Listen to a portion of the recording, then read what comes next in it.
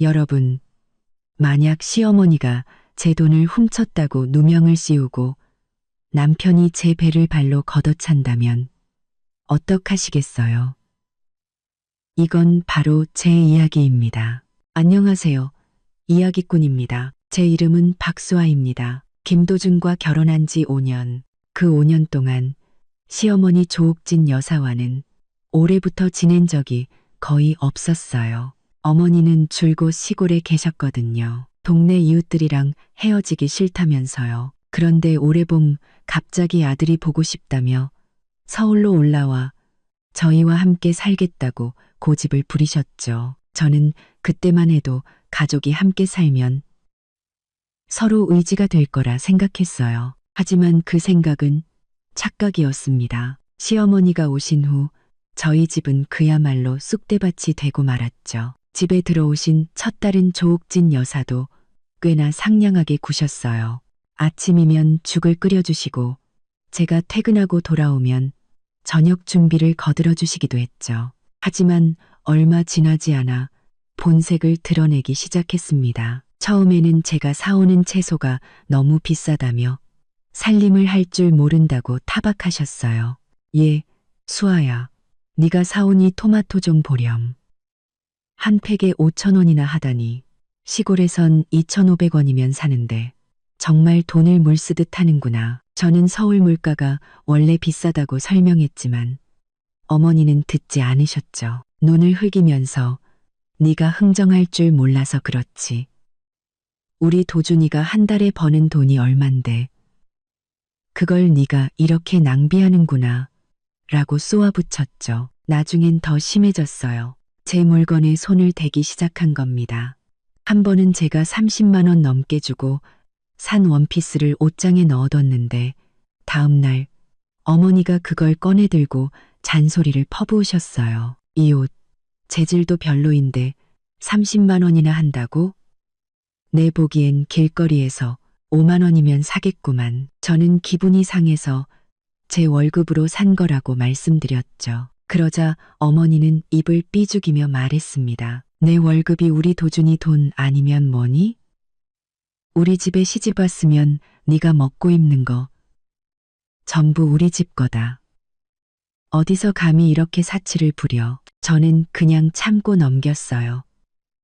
긁어 부스럼 만들고 싶지 않았거든요. 하지만 시어머니는 갈수록 기세등등해졌습니다. 그렇게 2달쯤 지났을까요? 어느 날 밤 조옥진 여사가 갑자기 거실에서 서럽게 울기 시작했습니다. 퇴근하고 막 집에 들어온 김도준의 팔을 붙잡고는 아이고 아들아 내 돈이 없어졌다 하고 소리쳤죠. 김도준은 깜짝 놀라 어머니에게 물었습니다. 어머니 무슨 돈이요? 어디다 두셨는데요? 조옥진 여사는 눈물을 훔치며 곁눈질로 저를 쳐다봤습니다. 내가 시골에서 가져온 그 2천만 원 말이다. 내 방 그 자개장 맨 밑에 숨겨뒀는데 오늘 너 옷이나 몇 벌 사주려고 꺼내보니까 감쪽같이 사라졌지 뭐냐. 저는 그때 부엌에서 설거지를 하고 있었어요. 그 말을 듣자 심장이 쿵하고 내려앉았죠. 저는 어머니의 자개장에 손댄 적도 없는데 돈을 가져갔을 리가 없잖아요. 손을 닦으며 부엌에서 나와 말씀드렸습니다. 어머니, 다시 한번 잘 찾아보세요. 혹시 다른 곳에 두신 거 아니에요? 그러자 조옥진 여사는 버럭 목소리를 높였습니다. 내가 그걸 기억 못할까봐 꼭꼭 숨겨뒀는데 너 말고 내 방에 들어올 사람이 누가 있어. 김도준이 미간을 찌푸리며 저를 쳐다봤지만 그래도 일단은 침착하게 말했습니다. 어머니, 수아 씨는 그런 사람 아니에요. 다시 한번 잘 찾아보세요.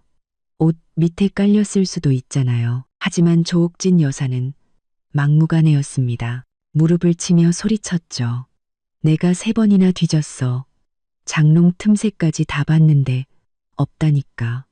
제가 안 가져갔으면 누가 가져갔겠어. 집에는 우리 셋뿐인데 넌 매일 출근하고 난 낮에 집안일만 하잖아. 점심때 잠깐 낮잠 자러 오는 건 쟤밖에 없는데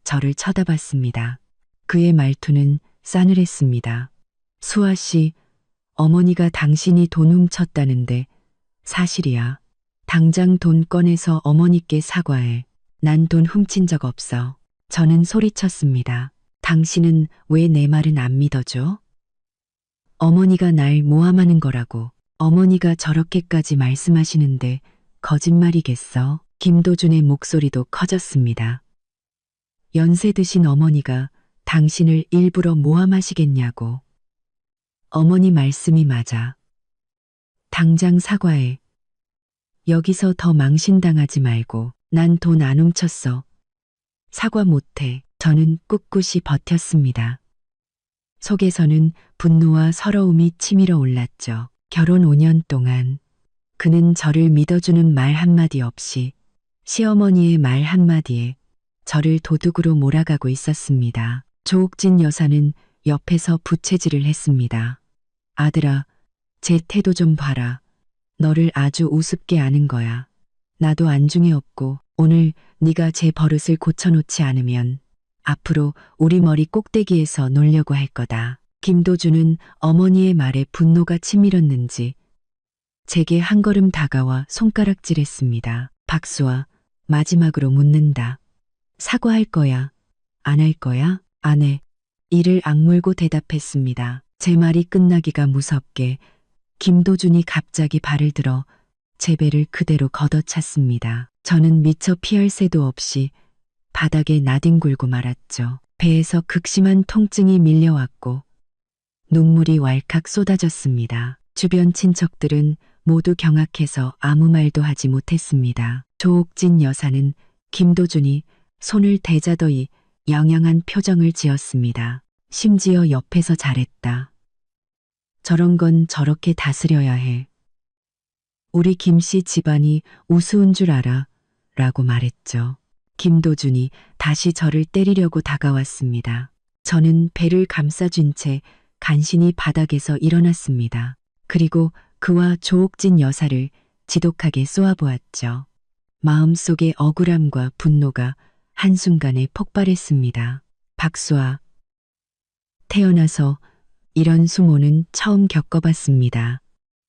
탁수아, 태어나서 이런 수모는 처음 겪어봤습니다. 그들이 저에게 이럴 수는 없었습니다. 저는 더 이상 울지도 소리치지도 변명하지도 않았습니다. 그저 천천히 주머니에서 휴대폰을 꺼내들었죠. 김도준은 제가 휴대폰을 꺼내는 것을 보고 경찰에 신고하려는 줄 알았는지 비웃었습니다. 신고해봐. 경찰이 와서 너 같은 도둑을 잡아가나 나를 잡아가나 한번 보자고. 조옥진 여사도 옆에서 비아냥거렸습니다. 신고해도 소용없어. 여기 사람들이 다 봤는데 네가 먼저 돈을 훔치고 말대꾸했잖아. 도준이가 널 가르치는 건 당연한 거야. 저는 그들의 말을 무시하고 휴대폰 화면을 빠르게 넘겼습니다. 엄마라고 저장된 번호를 찾아 전화를 걸었죠. 전화는 2번 울리기도 전에 연결되었습니다. 수화기 너머로 부드러우면서도 위험 있는 목소리가 들려왔습니다. 수아야, 웬일로 엄마한테 전화를 다 했니? 엄마 보고 싶었어? 엄마의 목소리를 듣자 저는 간신히 눈물을 참았습니다. 목소리는 차분했지만 얼음장처럼 차가웠습니다. 엄마, 시작하세요. 더 이상 봐주지 마세요. 전화기 너머의 윤석영 회장님은 잠시 놀란 듯했지만 곧 제 목소리가 정상이 아니라는 걸 알아차렸습니다. 목소리는 금세 긴장감으로 가득 찼습니다. 수아야, 무슨 일이야? 누가 널 괴롭혔니? 어디야? 엄마가 지금 바로 갈게. 전 괜찮아요. 저는 김도준과 조옥진 여사를 흘끗 보며 차가운 미소를 지었습니다. 어떤 사람들이 제가 돈을 훔쳤다고 누명을 씌우고 저를 때렸어요. 엄마가 그러셨죠. 누가 날 괴롭히면 반드시 대가를 치르게 할 거라고. 이제 그들이 대가를 치를 시간이에요. 김씨네 사업, 더는 남겨둘 필요 없어요. 김도준과 조옥진 여사는 제가 누구와 통화하는지 모른 채 옆에서 계속 비아냥거렸습니다. 조옥진 여사가 말했죠. 누구한테 전화하는 거니? 도와달라고? 소용없어. 우리 김씨 집안도 이 동네에선 알아주는 집안이야. 너 같은 도둑 편들어줄 사람 아무도 없어. 김도준도 비웃었습니다. 헛수고하지 마. 네가 누구를 부르든 네가 돈 훔친 사실은 변하지 않아. 저는 그들의 비웃음을 무시한 채 전화기에 대고 말했습니다. 엄마, 그럼 이만 끊을게요. 전화를 끊고 저는 김도준과 조옥진 여사를 바라봤습니다. 눈에는 더 이상 억울함이나 분노가 없었습니다. 오직 얼음처럼 차가운 평온함만이 남아 있었죠. 두고 보세요. 얼마 안 가서 오늘 한 짓을 피눈물 흘리며 후회하게 될 테니까. 조옥진 여사가 또 욕을 하려 했지만 김도준이 막아섰습니다. 그는 저를 위아래로 훑어보더니 차갑게 코웃음을 쳤습니다. 후회. 너 맞아서 정신이 나갔구나. 당장 방으로 꺼져. 눈앞에서 얼쩡거리지 말고. 저는 그들과 더 다투지 않고 천천히 현관으로 걸어가 문을 열고 나갔습니다. 아파트 복도를 걸어 나오면서 저는 휴대폰을 꺼내 엄마에게 현재 위치를 보냈습니다. 오래지 않아 김씨 집안이 완전히 무너질 거라는 걸 저는 알고 있었습니다. 그들이 제게 진 빚, 원금의 이자까지 쳐서 하나하나 받아낼 겁니다. 제가 김씨네 아파트를 나설 때 저녁 바람이 불어왔습니다. 배에 통증이 욱신거렸지만 가슴을 짓누르던 답답함은 오히려 많이 가라앉았습니다. 저는 길가에 서서 차를 기다렸습니다. 손에 쥔 휴대폰 화면에는 엄마와의 통화 종료 화면이 그대로 떠 있었죠. 사실 저는 알고 있었습니다. 엄마가 입만 열면 김씨 집안의 그 작은 사업체는 버텨낼 수 없다는 것을요. 하지만 막상 행동에 옮기려니 마음이 조금 복잡했습니다. 그래도 김도준과 5년을 함께 살았는데 그가 아무리 나빴어도 정이 아예 없는 건 아니었으니까요. 하지만 그가 조금 전 제 배를 걷어차던 모습, 조옥진 여사가 저를 도둑이라고 몰아세우던 모습을 떠올리자 그 복잡한 감정은 순식간에 사라졌습니다. 남은 것은 오직 시원함뿐이었죠. 몇 분 지나지 않아 검은색 세단 한 대가 제 앞에 멈춰섰습니다. 차창이 내려가고 박 기사님이 고개를 내밀었습니다. 그는 걱정스러운 얼굴로 말했습니다. 아가씨, 괜찮으세요? 회장님께서 어서 모셔오라고 하셨습니다. 혹시 다치셨으면 바로 병원으로 가라고 하셨고요. 저는 고개를 저으며 차문을 열고 탔습니다. 박 기사님, 전 괜찮아요. 그냥 좀 아플 뿐이에요. 일단 엄마한테 데려다 주세요. 박 기사님은 알겠다고 대답하고 차를 출발시키며 한숨을 쉬었습니다. 아가씨, 결혼 5년 동안 고생 많으셨습니다. 진작에 회장님께 말씀드렸어야죠. 저는 대답 없이 의자에 기대 눈을 감았습니다. 사실 제가 김도준과 결혼할 때 엄마는 반대하셨습니다. 김도준이란 사람이 겉보기엔 성실해 보이지만 줏대가 없고 특히 그의 어머니 조옥진 여사는 딱 봐도 보통 성격이 아니라고 하셨죠. 하지만 그때 저는 사랑에 눈이 멀어 김도준만 저에게 잘해주면 다른 건 문제없다고 생각했습니다. 엄마에게 고부 갈등도 잘 해결할 수 있다고 장담까지 했었죠. 지금 생각해보면 그때의 저는 정말 순진했습니다. 차는 40분쯤 달려 엄마가 사는 고급 빌라 단지에 도착했습니다. 차에서 내리자마자 엄마가 문 앞에 서서 저를 기다리는 모습이 보였습니다. 단아한 원피스에 머리를 단정하게 빗어 넘겼지만 얼굴에 떠오른 걱정은 숨길 수 없었죠. 엄마는 저를 보자마자 빠른 걸음으로 다가왔습니다. 제 배에 손을 대려다 혹시 아플까봐 조심스럽게 물었습니다.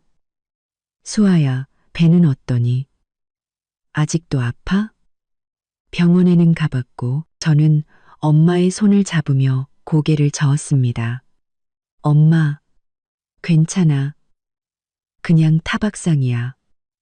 며칠 지나면 나을 거야. 괜찮긴 뭐가 괜찮아. 엄마의 눈시울이 금세 붉어졌습니다. 전화 목소리만 듣고도 이상하다 싶었어. 네가 나한테 그런 식으로 말한 적이 한 번도 없었는데 그 김도준이라는 놈 감히 내게 손을 대?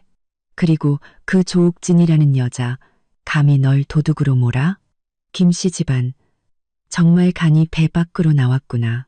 제 엄마 윤성영 회장님은 평생 산전수전을 다 겪으신 분입니다. 젊은 시절 맨손으로 시작해 작은 회사를 지금의 상장 기업으로 키워내셨죠.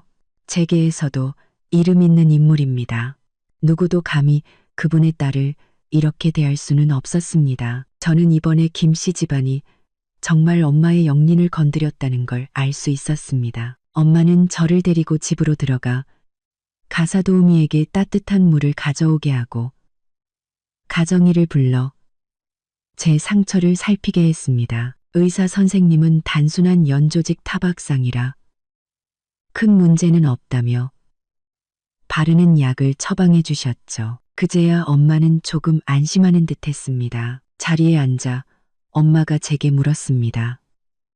수아야, 엄마한테 솔직하게 말해봐. 지난 5년 동안 조옥진 그 여자가 널 자주 괴롭혔니? 김도준은 항상 제 엄마 편만 들었고 저는 원래 말하고 싶지 않았지만 엄마의 걱정스러운 눈빛을 보자 참을 수가 없었습니다. 지난 5년간의 서름을 모두 쏟아냈죠. 조옥진 여사가 제 씀씀이를 타박하던 것부터 제 물건을 뒤지던 일, 그리고 이번에 저를 도둑으로 몰았던 일까지, 그리고 김도준이 항상 상황을 무마하려 하거나 심지어 저를 때렸던 일까지 전부요. 엄마는 제 이야기를 들을수록 얼굴이 굳어졌습니다. 제 말이 끝나자 엄마는 테이블 위 전화를 들어 비서에게 연결했습니다. 목소리는 얼음장처럼 차가웠습니다. 이 비서, 지금 당장 김도준 내 건축 자재 공장에 대해 조사해. 그들의 모든 협력사와 공급업체까지 전부 무슨 수를 써서든 사흘 안에 그 공장이 단 하나의 주문도 받지 못하게 만들어 모든 계약을 파기시켜, 그리고 은행 대출이 있는지 확인하고 있다면 은행에 압력을 넣어 즉시 상환을 요구하게 해. 계좌도 동결시키고. 참, 걔네 사는 아파트 아직 대출금 남았지? 그것도 같이 처리해. 법원에서 최대한 빨리 압류하도록 조치해. 전화기 너머에 이 비서가 대답했습니다. 알겠습니다. 회장님, 즉시 처리하겠습니다. 전화를 끊고 엄마는 저를 보며 한결 부드러운 목소리로 말했습니다. 수아야, 걱정 마. 엄마가 네 억울함 그냥 두지 않을 거야. 김씨 집안, 자기들이 가진 작은 사업체가 대단한 거라고 생각하는 모양인데 내 딸 앞에서 잘난 척하면 어떤 대가를 치르게 되는지 똑똑히 보여줄 테니. 저는 고개를 끄덕였습니다. 마음속에 따뜻한 기운이 퍼졌죠. 사실 제가 그동안 엄마에게 이런 일들을 말하지 않았던 건 엄마를 걱정시키고 싶지 않아서, 그리고 제가 잘 살지 못하는 모습을 보이고 싶지 않아서였습니다. 하지만 이제야 깨달았습니다. 억울한 일을 당했을 때 가장 먼저 찾아야 할 사람은 바로 가족이라는 것을요. 한편 김씨 집안의 분위기는 완전히 달랐습니다. 제가 떠난 후 조옥진 여사는 거의 손도 대지 않은 음식과 어색해하는 친척들을 보고도 전혀 미안해하지 않았습니다. 오히려 친척들에게 불평을 늘어놓았죠. 여러분, 보세요. 저 박수아라는 애가 얼마나 버릇이 없는지. 내 돈을 훔쳐놓고도 어디서 큰 소리야. 도준이가 좀 가르치려니까 그냥 나가버리잖아. 정말 재수없는 애를 들였어. 친척들은 아무도 대꾸하지 못했습니다. 조금 전 김도준이 저를 걷어차는 장면을 모두 똑똑히 봤으니까요. 속으로는 다들 어떻게 된 일인지 짐작하고 있었죠. 작은 어머니가 망설이다 말했습니다. 형님, 혹시 오해가 있는 거 아닐까요? 수아 씨가 돈 훔칠 애처럼 보이진 않던데. 다시 한번 잘 찾아보세요. 다시 한번 잘 찾아보세요. 돈이 없어지지 않았을 수도 있잖아요. 오해는 무슨 오해? 조옥진 여사는 즉시 반박했습니다. 내가 몇 번이나 찾아봤는데 없어졌어. 제가 훔친 게 아니면 누가 훔쳤겠어. 그리고 설령 돈이 없어지지 않았더라도 어디서 시어머니한테 말댔구야. 도준이가 개버릇 고치는 건 당연한 거지. 우리 김씨 집안에 시집 왔으면 우리 집 법도를 따라야 하는 거야. 김도준은 옆에서 술을 마시며 앉아 있었습니다. 얼굴이 좋지 않았죠. 그도 혹시 어머니가 돈을 둔 곳을 잊어버린 게 아닐까 의심하지 않은 것은 아니었습니다. 하지만 조금 전 어머니의 부추김에 그리고 친척들 앞에서 체면을 구겼다는 생각에 저를 때리고 말았죠. 이제 와서 렁징샷 해보니 조금 후회되기도 했습니다. 하지만 제가 감히 자신에게 대들고 친정으로 가버렸다는 생각을 하니 그 후에는 다시 분노로 바뀌었습니다. 제가 너무 자신을 무시한다고 생각했죠. 조옥진 여사는 친척들이 아무 말도 않자 다시 김도준에게 말했습니다. 아들아, 너 박수아제가 아까 전화하던 거 봤지? 걔 분명히 친정 식구들 불러서 난리 치려는 거야. 너 절대 제 길을 살려주면 안 된다. 걔가 돌아오면 네가 아주 호되게 야단쳐야 해. 이 집 주인이 누군지 똑똑히 알려주라고. 김도준은 고개를 끄덕이며 술을 한 모금 마셨습니다. 어머니 걱정 마세요. 걔 돌아오면 제가 제대로 이야기할게요. 어머니께 사과하라고 하고 만약 사과 안 하면 이혼할 겁니다. 그 말을 듣자 조옥진 여사는 기뻐서 소리쳤습니다. 그래, 그래야지. 이혼한 여자가 어디 가서 좋은 사람 만나겠어? 그때가 되면 분명히 울면서 돌아올 거야. 모자는 제가 무릎 꿇고 돌아올 장면을 상상하며 즐거워했지만 엄마가 이미 움직이기 시작했다는 사실은 꿈에도 몰랐습니다. 다음 날 아침 김도준은 평소처럼 건축 자재 공장으로 출근했습니다. 사무실에 도착하자마자 협력업체 사장에게서 전화가 걸려왔습니다. 협력업체 사장은 전화기 너머로 말했습니다. 김 사장, 정말 미안하게 됐네. 우리가 전에 이야기했던 그 주문 말이야. 취소해야 할 것 같아. 김도준은 순간 자기 귀를 의심했습니다. 이 사장님, 무슨 말씀이세요? 우리 계약서까지 다 썼잖아요. 왜 갑자기 취소하시는 겁니까? 아, 말도 말게. 이 사장님은 한숨을 쉬었습니다. 나도 김 사장이랑 계속 거래하고 싶지. 그런데 우리 본사에서 자네네 공장이랑은 거래하지 말라고 지시가 내려왔어. 나도 어쩔 수가 없어. 위에서 시키는 일인데 거역할 수가 있나. 김 사장, 정말 미안하네. 다음에 기회가 되면 다시 보세. 이 사장님은 그 말을 끝으로 전화를 끊었습니다. 김도준은 휴대폰을 든 채 한동안 멍하니 있었습니다. 이 사장님과는 3년 동안 거래하며 관계가 아주 좋았는데 왜 갑자기 주문을 취소하는 걸까요? 그것도 본사의 지시라니요. 김도준은 불안한 마음에 서둘러 다른 협력업체에 전화를 걸었습니다. 하지만 전화를 받은 상대방도 주문을 취소하겠다고 말했습니다. 이유는 이 사장님과 비슷했습니다. 위에서 거래를 중단하라는 지시가 내려왔다는 것이었죠. 김도준은 그제야 정신이 번쩍 들었습니다. 이 두 건의 주문은 올해 공장의 가장 큰 사업이었습니다. 이것들이 모두 취소되면 공장의 자금 흐름에 심각한 문제가 생길 겁니다. 그는 서둘러 다른 몇몇 협력업체에도 전화를 걸었지만 결과는 예외 없이 모두 같았습니다. 모든 협력업체가 주문을 취소했고 이유는 모두 같았습니다. 위에서 지시가 내려왔다는 것이었죠. 김도준은 의자에 주저앉았습니다. 머릿속이 하얗게 비었죠. 그는 도무지 이해할 수 없었습니다.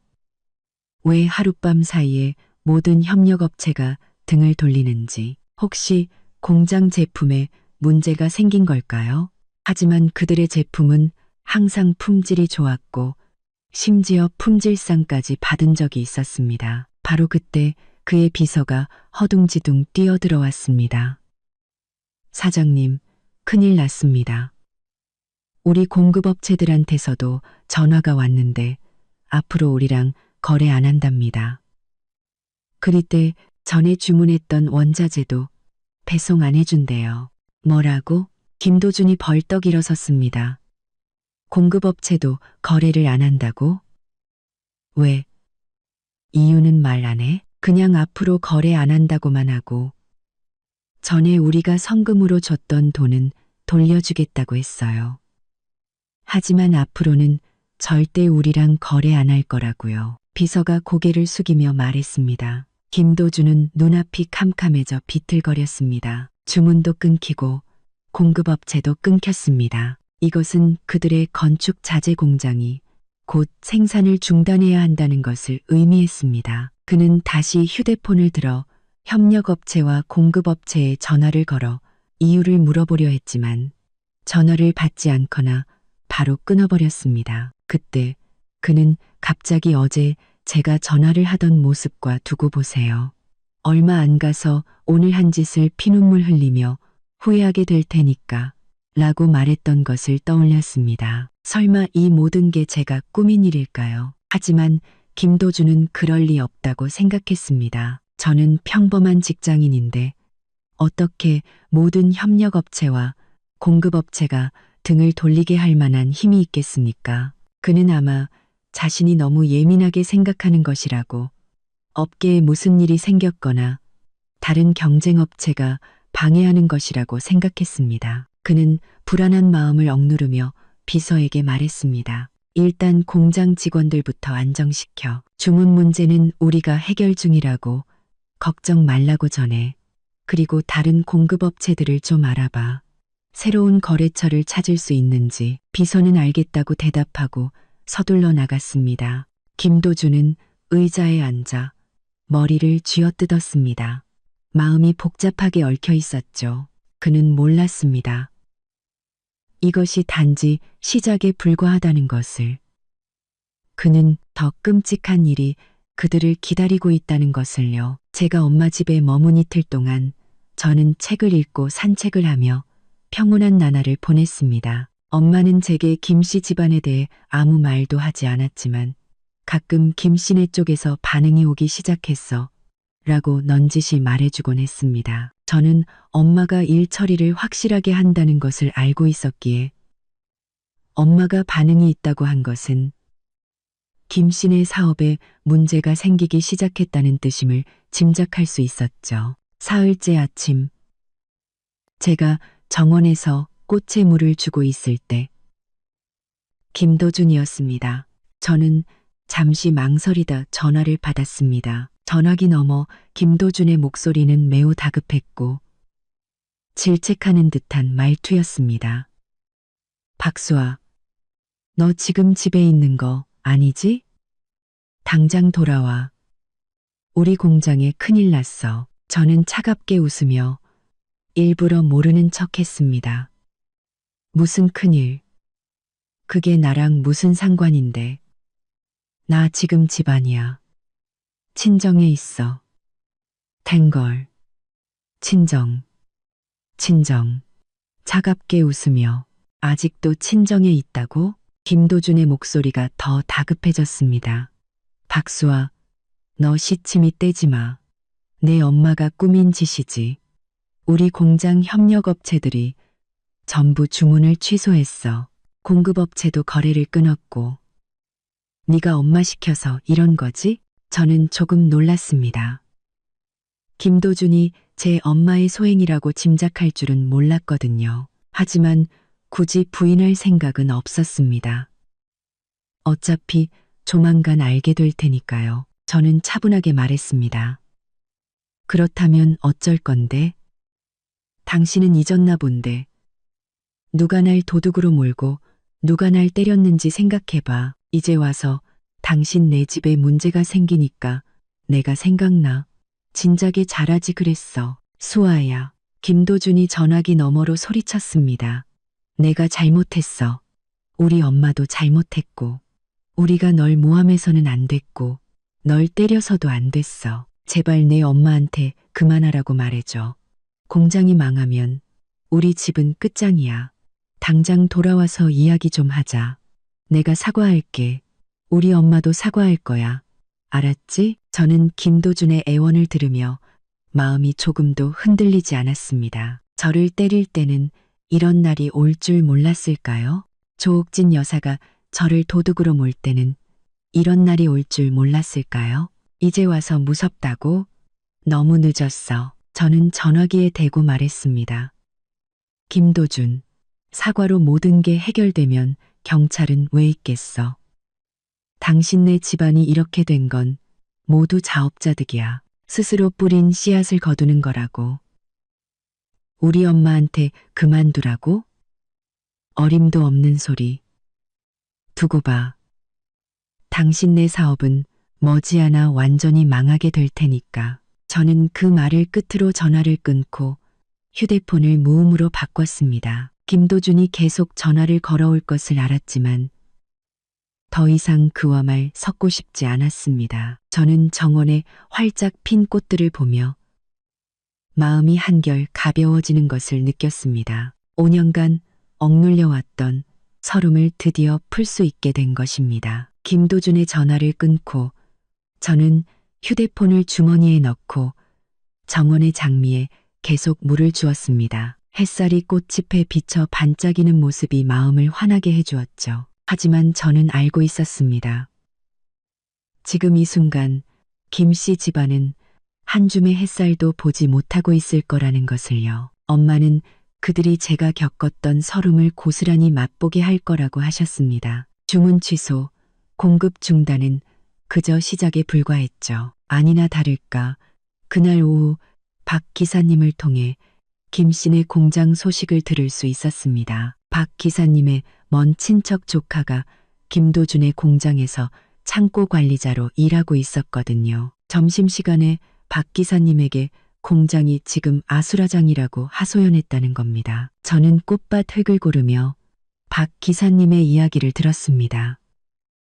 아가씨, 그 상황을 직접 보셨어야 하는데 제 조카 말로는 아침부터 공장 기계가 돌아가질 않았대요. 원자재 공급이 끊겨서 전에 주문했던 철근이랑 시멘트도 안 들어온다고 하더라고요. 창고에 남은 자재로는 작은 주문 하나도 처리 못할 정도래요.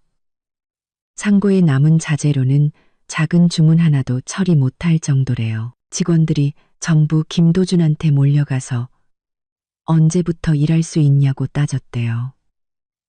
계속 공장이 멈춰 있으면 다른 일자리 알아봐야 한다면서요. 저는 그 말을 들으면서도 손을 멈추지 않았습니다. 마음속으로는 조금의 동정심도 잃지 않았죠. 조옥진 여사는 예전에 제 앞에서 항상 우리 도준이 공장이 얼마나 대단한데 서로 거래하려고 줄을 선다며 자랑하곤 했습니다. 그런데 지금은 어떻습니까? 겨우 주문과 공급이 끊겼다고 이 난리가 났으니 그들의 사업이 얼마나 속빈 강정이었는지 알 수 있었죠. 박 기사님이 이어서 말했습니다. 제 조카가 그러는데 김도준이 오전에 사무실에서 불같이 화를 냈대요. 책상 위 서류를 다 집어던지고 비서랑도 싸웠다더라고요. 왜 새로운 공급업체를 못 찾냐면서요. 하지만 그게 어디 쉬운 일인가요? 지금 업계의 소문이 다 퍼졌는데 김씨 집안이 큰 인물한테 밉보였다고 누가 감히 그들이랑 거래하겠어요. 괜히 엮였다가 자기들도 피해볼까봐 다들 몸 사리는 거죠. 저는 피식 웃음이 나왔습니다. 엄마는 역시 일 처리가 철저하셨습니다. 그들의 거래를 끊는 것뿐만 아니라 업계에 조용히 소문을 내서 아무도 김씨 집안을 돕지 못하게 만든 것이죠. 이렇게 되면 김씨 집안은 완전히 고립되어 재기할 기회조차 얻지 못할 겁니다. 실제로 김씨 집안의 상황은 박 기사님이 말한 그대로였습니다. 김도준은 제 전화를 끊은 후 새로운 공급업체를 찾기 위해 수십 통의 전화를 돌렸습니다. 하지만 예전에 알던 사람이든 친구를 통해 소개받은 사람이든 그가 김씨네 공장 사람이라는 것을 알자마자 거절하거나 온갖 핑계를 대며 피했습니다. 한 공급업체 사장은 그나마 친절하게 말해 주었습니다. 김 사장, 내가 돕고 싶지 않아서가 아니라 정말 그럴 수가 없네. 어제 장인어른이랑 식사하는데 요즘 김씨 집안이랑 가까이 지내지 말라고 하시더군. 자네들이 윤석영 회장님한테 밑보였다면서. 윤 회장님은 보통 분이 아니잖아. 우리 같은 작은 업체는 그런 분 비위 거슬렀다간 바로 망해. 공급업체 찾으려면 차라리 지방 쪽을 알아봐. 이 근방에선 아무도 자네랑 거래 안 할 거야. 그 전화를 끊고 김도준은 의자에 주저앉았습니다. 머릿속이 윙윙거렸죠. 윤석영. 그는 당연히 그 이름을 알고 있었습니다. 텔레비전에서도 몇 번이나 봤던 재계에서 유명한 여성 기업가였으니까요. 그녀의 재산은 김씨 집안과는 비교도 안 될 정도로 많았습니다. 하지만 그는 도무지 이해할 수 없었습니다. 왜 자기 집안이 윤석영 회장님에게 밑보였는지. 그때 그는 불현듯 제가 전화를 걸 때 엄마라고 부르며 시작하세요 라고 말했던 것을 떠올렸습니다. 설마 박수아의 엄마가 바로 윤석영 회장님이었단 말인가? 그 생각이 들자마자 김도준의 얼굴은 새하얗게 질렸습니다. 그는 제가 처음 결혼했을 때 우리 집은 작은 사업을 한다고 말했던 것을 기억해냈습니다. 그와 조옥진 여사는 그 말을 대수롭지 않게 여기고 제 집안이 평범하다고 생각하며 항상 제 앞에서 거들먹거렸습니다. 이제 와서 보니 제가 일부러 그들에게 사실을 숨겼던 것입니다. 제 집안은 작은 사업이 아니라 수천억대 자산을 가진 재벌가였던 것이죠. 그는 생각할수록 두려워져 온몸이 떨리기 시작했습니다. 만약 제가 윤석영 회장님의 딸이라는 것을 미리 알았다면 그에게 간이 10개라도 저를 때릴 생각은 못했을 겁니다. 조옥진 여사도 감히 저를 도둑으로 몰지 못했을 테고요.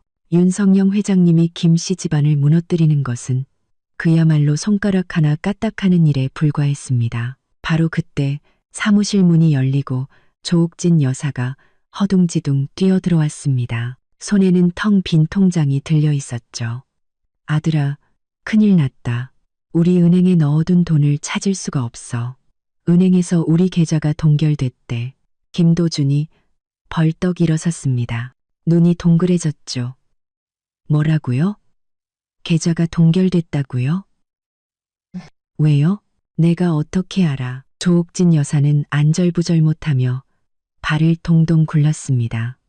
오늘 내 새 옷이나 사주려고 돈 좀 찾으러 갔는데 은행에서 계좌가 동결됐다는 거야.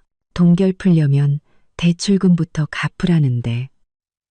아들아, 우리가 언제 은행에서 대출을 받았니? 김도준은 그제야 작년에 공장을 확장하면서 은행에서 5억을 대출받았던 것을 떠올렸습니다. 원래는 올해 주문 대금으로 갚을 생각이었지만 이제 주문도 끊기고 계좌도 동결되어 5억이라는 대출금은 그를 짓누르는 거대한 산이 되었습니다. 그는 이마를 짚으며 힘없이 말했습니다. 어머니, 작년에 공장 확장하면서 은행에서 5억 대출받았어요. 올해 갚으려고 했는데 뭐 5억이나 대출받았다고? 조옥진 여사의 목소리가 한 옥타브 높아졌습니다. 왜 나한테 말도 안 했어? 우리 집에 그만한 돈이 어디 있어? 안 되겠다. 내가 은행에 가서 따져야겠어. 왜 우리 계좌를 동결하냐고. 조옥진 여사는 그 말을 하며 밖으로 나가려 했습니다. 김도준이 급히 그녀를 붙잡았습니다. 어머니, 가지 마세요. 지금 가봤자 소용없어요. 은행도 위에서 지시를 받고 우리 계좌를 동결했을 거예요. 가봤자 헛걸음만 하고 망신만 당할 거예요. 그럼 우린 어떻게? 조옥진 여사는 울음을 터뜨렸습니다. 주문도 끊기고 공급업체도 도망가고 계좌까지 동결됐는데 우리 공장 이제 망하는 거니? 우리 돈도 다 없어지는 거야.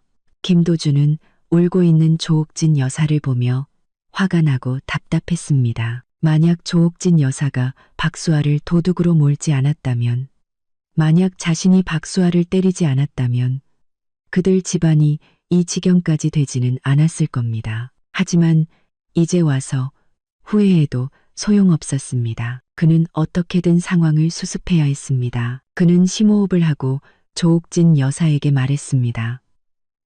어머니, 너무 걱정 마세요. 우리 집을 구할 방법이 딱 하나 있어요. 조옥진 여사가 울음을 그치고 그를 쳐다봤습니다.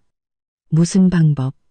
빨리 말해봐. 박수아한테 가서 사과하고 윤석영 회장님한테 그만해달라고 부탁하는 거예요. 김도준이 이를 악물고 말했습니다. 수아는 윤석영 회장님의 딸이에요. 그녀만 용서해주면 윤 회장님도 분명히 우리를 용서해 줄 거예요. 조옥진 여사는 제가 사과하러 가야 한다는 말에 얼굴이 굳어졌습니다. 내가 그 도둑년한테 사과하라고? 싫어. 분명히 걔가 내 돈을 훔쳤는데 우리가 왜 걔한테 사과해야 해? 어머니, 김도준이 참지 못하고 소리쳤습니다. 지금이 어떤 상황인데 아직도 그런 말씀을 하세요. 수아는 돈 훔친 적 없어요. 어머니가 둔 2천만 원은 분명히 어머니가 다른 곳에 두고 잊어버리신 걸 거예요. 설령 진짜 훔쳤다고 해도 지금은 그런 걸 따질 때가 아니라고요. 공장이 망하면 우리 집은 아무것도 안 남아요. 어머니 노후 자금으로 우리가 평생 먹고 살 수는 없잖아요. 조옥진 여사는 김도준의 말에 할 말을 잃었지만 여전히 저에게 사과하기는 싫었습니다. 자신이 어른이고 제가 아랫사람인데 어떻게 어른이 아랫사람에게 사과할 수 있냐고 생각했죠. 그것도 자신이 저를 모함한 후에 말입니다. 김도준은 조옥진 여사가 움직이지 않자 더 다급해졌습니다. 어머니, 고집 그만 부리세요. 지금 우리 집을 구할 수 있는 건 수아밖에 없어요. 어머니가 안 가시면 우리는 정말 끝장이에요. 조옥진 여사는 한참을 망설이다 결국 집이 망한다는 말에 겁을 먹었습니다. 그녀는 눈물을 닦으며 마지못해 말했습니다. 알았다. 같이 가주마. 하지만 미리 말해두는데 나는 사과만 할 거야. 걔가 계속 용서 안 해주면 나도 더는 모른다. 김도준이 급히 고개를 끄덕였습니다. 알겠어요. 알겠어요. 어머니가 사과만 하시면 걔도 분명히 용서해 줄 거예요. 지금 바로 수아 엄마 집으로 갑시다. 하지만 그들이 사무실을 나서기도 전에 한 무리의 직원들이 문을 막아섰습니다. 선두에는 50대 초반의 왕 반장님이 서 있었습니다. 그는 공장에서 10년 넘게 일했고 평소 김도준과도 관계가 나쁘지 않았습니다. 왕 반장님이 미간을 찌푸리며 퉁명스럽게 말했습니다. 사장님, 저희가 비서한테 물어봤는데 아직 새로운 공급업체도 못 찾고 새 주문도 못 받았다면서요. 그럼 우리는 언제부터 일할 수 있는 겁니까? 우리 같은 노동자들은 월급으로 먹고 사는데 계속 이렇게 공장이 멈춰 있으면 우리 가족들은 다 굶어 죽으라는 겁니까? 다른 직원들도 맞장구를 쳤습니다. 맞아요. 사장님, 확실하게 말씀 좀 해주세요. 정말 공장 문 닫을 거면 저희도 다른 일자리 알아봐야 하잖아요. 김도준은 문 앞에 모인 직원들을 보며 당황했습니다. 이들은 모두 공장의 오랜 직원들이었고 평소에도 열심히 일했습니다. 만약 이들이 모두 떠나면 나중에 공장이 다시 돌아가도 일할 사람이 없을 겁니다. 그는 서둘러 웃는 얼굴로 말했습니다. 여러분, 진정하세요. 제가 이미 새로운 공급업체를 찾았어요.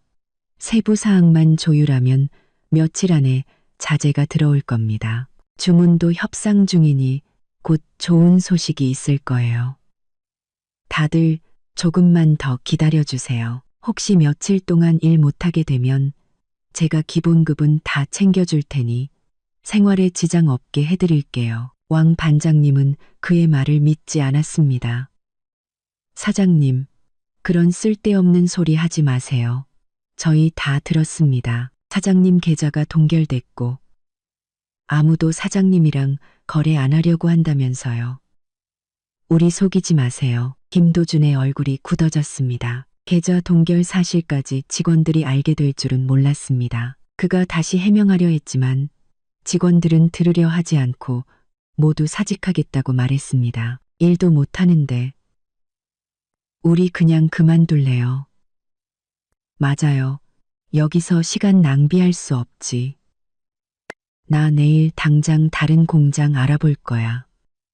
직원들은 왁자지껄하게 사직서를 내려갔습니다. 김도준과 조옥진 여사는 문 앞에 서서 그들을 막을 수 없었습니다. 하나둘씩 떠나는 직원들의 뒷모습을 보며 김도준의 마음은 점점 가라앉았습니다.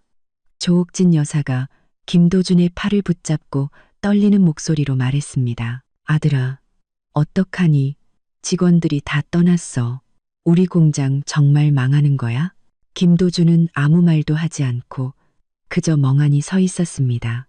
그는 공장을 지킬 수 없다는 것을 알았습니다. 이제 유일한 희망은 제가 그들을 용서하고 윤석영 회장님이 그만두는 것 뿐이었습니다. 그는 조옥진 여사를 데리고 서둘러 사무실을 나와 엄마 집으로 차를 몰았습니다. 가는 내내 그는 마음속으로 계속 기도했습니다. 제가 부부의 정을 생각해서라도 그들을 도와주기를. 하지만 그들이 엄마가 사는 빌라 단지 입구에 도착했을 때 경비원에게 제지당했습니다. 경비원은 그들의 차와 옷차림을 훑어보더니 불친절하게 말했습니다. 누구 찾으시죠? 약속은 하셨습니까? 김도준이 서둘러 말했습니다. 박수아 씨를 찾으러 왔습니다.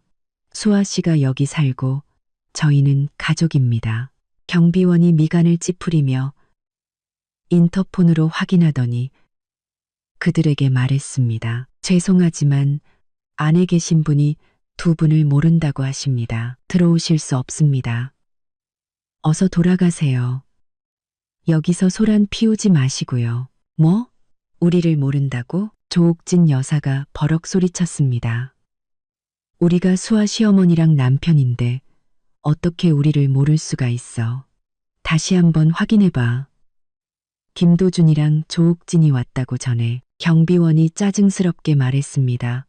이미 확인했습니다. 모르는 분이라고 하셨어요. 계속 안 가시면 경찰 부르겠습니다. 김도준이 조옥진 여사를 끌어당기며 고개를 저었습니다. 그는 제가 일부러 그들을 들여보내지 않는다는 것을 알았습니다. 아무리 소란을 피워도 이 빌라 단지에는 들어갈 수 없을 겁니다. 그들은 차를 돌려 떠날 수밖에 없었습니다. 돌아오는 길에 조옥진 여사는 계속 불평을 늘어놓았습니다. 저 박수아라는 애 정말 배은망덕한 년이야. 우리 집에서 5년이나 먹여주고 재워줬는데 이제 와서 우리를 모른 척해. 그 윤성영이라는 여자도 너무 악독해. 어떻게 우리를 이 지경까지 몰아넣을 수가 있어. 김도준은 아무 말도 하지 않고 묵묵히 운전만 했습니다. 그는 이 모든 것이 자신들의 자업자득이라는 것을 잘 알고 있었습니다. 만약 그들이 저에게 조금만 더 잘해줬더라면, 만약 그들이 저를 도둑으로 몰지 않고 때리지 않았더라면 지금 이런 비참한 신세가 되지는 않았을 겁니다. 집에 돌아오니 이미 저녁이었습니다. 집안은 썰렁하고 아무런 온기도 없었죠. 조옥진 여사는 소파에 앉아 울면서 저를 욕했고 김도준은 옆에서 담배만 연신 피워댔습니다. 머릿속이 텅 비어 있었죠. 바로 그때 김도준의 휴대폰이 울렸습니다. 은행이었습니다. 그는 잠시 망설이다 전화를 받았습니다. 전화기 너머 은행 직원의 목소리는 매우 차가웠습니다. 김도준 씨, 저희 은행에서 받으신 5억 대출이 연체되었습니다. 3일 안에 상환해 주시기 바랍니다. 만약 상환하지 않으시면 저희는 법적 조치를 취해 귀하의 부동산을 경매에 넘겨 채무를 변제할 것입니다. 김도준의 손에서 휴대폰이 바닥으로 떨어졌습니다. 액정이 산산조각 났죠. 3일 안에 5억을 갚으라고? 그들은 지금 500만 원도 없는데 어떻게 5억을 갚겠습니까? 게다가 은행에서 집을 경매에 넘긴다고? 집까지 없어지면 그들은 살 곳조차 잃게 되는 것입니다. 조옥진 여사는 전화 내용을 듣고 김도준에게 달려가 울부짖었습니다. 아들아, 우린 어떻게? 은행에서 우리 집을 경매에 넘긴대. 우린 이제 어디서 살아? 김도준은 조옥진 여사를 껴안고 눈물을 참지 못했습니다. 그는 자신이 이렇게 비참한 신세가 될 줄은 꿈에도 몰랐습니다. 공장은 망하고 집은 경매에 넘어가고 손에는 돈 한 푼 없이 빚더미에 앉게 된 것입니다. 그는 천장을 올려다보며 후회했습니다. 만약 시간을 되돌릴 수 있다면 그는 절대 조옥진 여사가 저를 모함하게 두지 않았을 것이고 절대 저를 때리지 않았을 겁니다. 하지만 이제 와서 후회해도 소용없었습니다. 제가 김씨 집안의 상황을 알게 되었을 때 저는 특별히 기쁘지는 않았습니다. 그저 마음속에 돌덩이가 하나 내려앉은 기분이었죠. 저는 이것이 끝이 아니라는 것을 알고 있었습니다. 그들이 제게 갚아야 할 빚은 아직 많이 남아 있었으니까요. 이제 그들에게 집도 절도 없이 길거리에 나앉는 기분을 느끼게 해줄 차례였습니다. 저녁 식사 때 엄마가 제게 말했습니다. 수아야, 은행 쪽에서 김씨네 집 경매 준비를 마쳤다고 하더구나. 3일 뒤에 공고가 나갈 거야. 그리고 내가 알아봤는데 김씨네가 다른 곳에서 소액 대출 받은 게 몇 천만 원 더 있더라. 그때가 되면 그 대부업체들도 돈 갚으라고 찾아갈 거야. 저는 고개를 끄덕이며 반찬을 집었습니다. 엄마, 고마워요. 엄마가 웃으며 제 머리를 쓰다듬었습니다. 바보 같은 소리. 엄마한테 고맙긴. 넌 내 딸인데 내가 널 안 챙기면 누가 챙기겠니? 앞으로 누가 또 널 괴롭히면 엄마가 또 나설 거야. 저는 엄마의 부드러운 눈빛을 보며 마음이 따뜻해졌습니다. 이런 엄마가 있다는 것이 제 인생 최고의 행운이었습니다. 저는 앞으로 엄마에게 효도하며 다시는 엄마를 걱정시키지 않겠다고 다짐했습니다.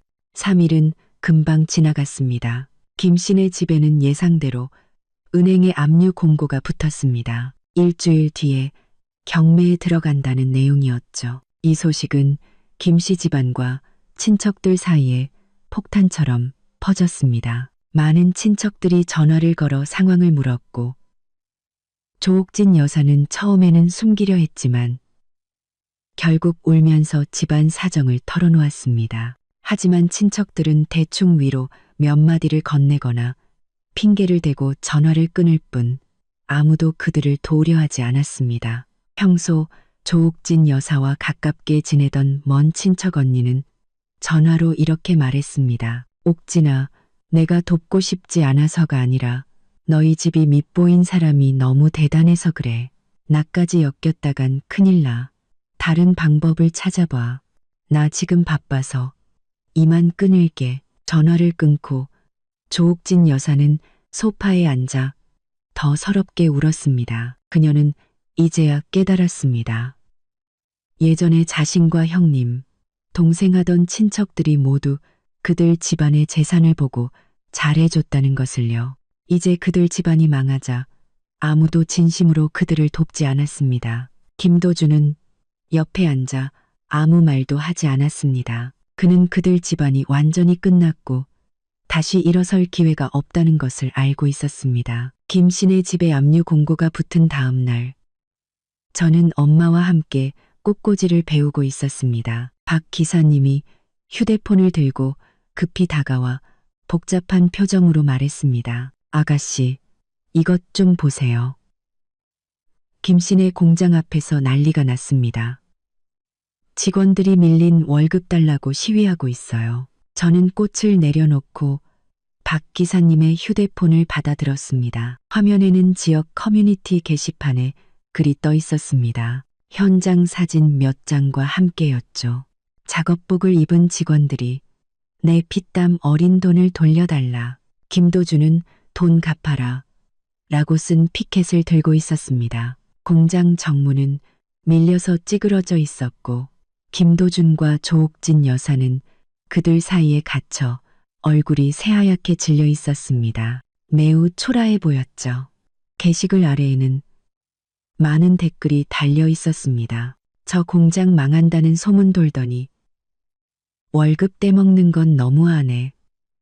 예전에 저 집이랑 거래해봤는데 사장 인성별로더니 꼴 좋다. 저는 몇 줄 읽어보고 박 기사님에게 휴대폰을 돌려주었습니다. 마음속에 특별한 감정은 없었습니다. 그저 그들이 받아야 할 죗값이라고 생각했죠. 엄마가 옆으로 다가와 저를 보며 웃었습니다. 이제 시작일 뿐이야. 앞으로 겪을 일은 더 많을걸. 저는 고개를 끄덕이고 다시 꽃을 들었습니다. 사실 저는 당시 상황이 얼마나 혼란스러웠을지 짐작할 수 있었습니다. 그 직원들은 대부분 가장이었고 월급으로 집세도 내고 아이들 학비도 내야 했을 겁니다. 돈을 받지 못했으니 얼마나 절박했겠습니까? 김도준과 조옥진 여사는 평생 편하게 살아왔는데 이런 상황은 처음 겪어봤을 겁니다. 아마 어찌할 바를 몰라 당황했겠죠. 실제로 그날 아침 20명이 넘는 직원들이 공장 문을 막아섰습니다. 선두에는 여전히 왕 반장님이 있었죠. 그들은 원래 김도준이 약속대로 기본급이라도 줄 거라고 생각했지만 며칠을 기다려도 돈 한 푼 받지 못하고 전화도 받지 않자 결국 다 함께 몰려온 것이었습니다. 김도준은 경비원의 전화를 받고 잠에서 깼습니다. 전날 밤 사무실에서 밤늦게까지 돈을 마련할 방법을 고민하다 책상에 엎드려 잠들었던 것이죠. 직원들이 문을 막고 있다는 말에 그는 서둘러 옷을 입고 달려나갔습니다. 문 앞에 도착하자마자 왕 반장님이 그의 팔을 꽉 잡았습니다. 왕 반장님의 손아귀 힘은 대단해서 김도준의 팔이 아플 정도였습니다. 왕 반장님은 눈이 충혈된 채 떨리는 목소리로 말했습니다. 김도준 씨, 도대체 언제 월급 줄 겁니까? 우리 아들 다음 달에 학비 내야 하고 우리 아내는 아직 병원에 누워 있어요. 월급 안 주면 우리 가족은 다 굶어 죽으라는 겁니까? 다른 직원들도 몰려와 소리쳤습니다. 맞아요, 사장님. 우리가 몇 년을 같이 일했는데 우리를 이렇게 배신할 수 있어요? 당장 월급 주세요. 안 그러면 노동청에 신고할 겁니다. 법원에 고소해서 당신 감옥에 쳐넣을 수도 있어요. 김도준은 겁에 질려 얼굴이 하얗게 변했습니다. 그는 서둘러 손을 저으며 말했습니다. 여러분, 진정하세요. 월급은 꼭 드릴 겁니다. 다만 지금 자금이 좀 부족해서 며칠만 더 시간을 주세요. 제가 꼭 돈을 마련할게요. 며칠? 또 며칠이요? 왕 반장님이 차갑게 웃었습니다. 우리는 이미 일주일을 기다렸어요. 당신은 매번 그렇게 말했죠. 우리는 더 이상 당신을 믿지 않아요. 오늘 확실하게 약속하세요. 월급을 주든지 아니면 우리가 경찰에 신고하든지. 왕 반장님은 그 말을 하며 휴대폰을 꺼내 신고하는 척했습니다. 김도준이 급히 그를 말렸습니다. 신고하지 마세요. 제가 지금 당장 돈 구하러 갈게요. 조금만 더 기다려주세요. 지금 바로 갈게요. 그는 직원들을 해치고 비틀거리며 사무실로 달려갔습니다. 휴대폰을 들고 친척과 친구들에게 전화를 걸어 돈을 빌리려 했지만 예전에 형님, 동생 하던 친구들은 그가 돈을 빌리려 한다는 것을 알자마자 돈이 없다거나 집안에 일이 있다고 핑계를 대며 아무도 도와주지 않았습니다. 한 친구는 그나마 솔직하게 말해주었습니다. 도준아, 내가 돕고 싶지 않아서가 아니라 네가 밑보인 사람이 윤석영 회장님이잖아. 내가 너한테 돈 빌려줬다가 그분한테 찍히면 우리 집도 망해. 네가 알아서 해결해. 미안하다. 전화를 끊고 김도준은 의자에 앉아 절망감에 울고 싶었습니다. 아무도 자신에게 돈을 빌려주지 않을 거라는 것을 알았습니다. 누구도 자신 때문에 윤석영 회장님에게 밉보이고 싶지 않았던 것이죠. 바로 그때 사무실 문이 열리고 조옥진 여사가 급히 들어왔습니다. 손에는 천 가방이 들려 있었고 얼굴은 굳어 있었습니다. 아들아, 밖에서 직원들이 아직도 난리니? 돈은 빌렸고? 김도준이 고개를 저었습니다. 목소리가 쉬어 있었죠. 아니요, 아무도 안 빌려줘요. 조옥진 여사의 얼굴이 새하얗게 질렸습니다. 그녀는 한참을 망설이다 손에 든 천 가방을 천천히 열었습니다. 안에는 현금 뭉치와 통장 몇 개가 들어 있었죠. 그녀는 이를 악물고 말했습니다.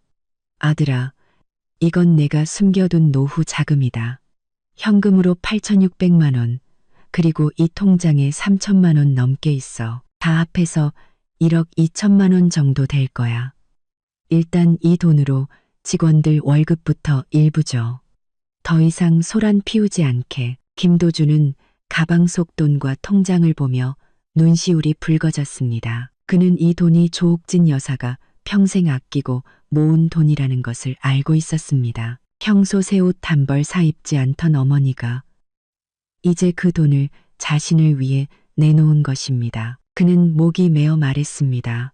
어머니, 이건 어머니 노후 자금이잖아요.